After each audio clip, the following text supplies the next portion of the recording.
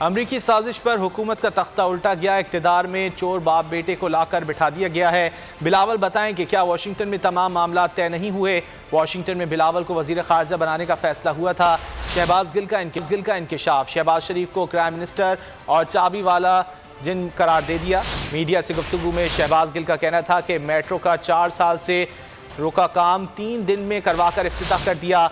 इतनी देर में तो पैनिंग से बसें नहीं चलती जितनी देर में आपने मंगवा ली। बिलावल वाशिंगटन गए तो तय हुआ कि वज़ीर ख़ारजा बनेंगे।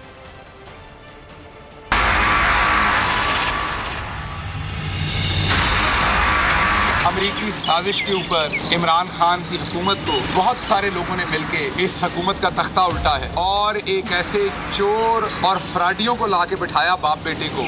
अब से चंद महीने पहले जब बिलावल जरदारी वाशिंगटन गए थे, क्या वहां पर इनके आने वाले वजीर खारजा का तमाम प्रोग्राम तय नहीं हुआ था? मेट्रो का काम 4 साल से रुका हुआ था और इन्होंने 3 दिन में वो सारा काम करवा के आज इफ्तिताह कर दिया है, क्योंकि मॉडल टाउन का कत्ल इनके हाथों के ऊपर है।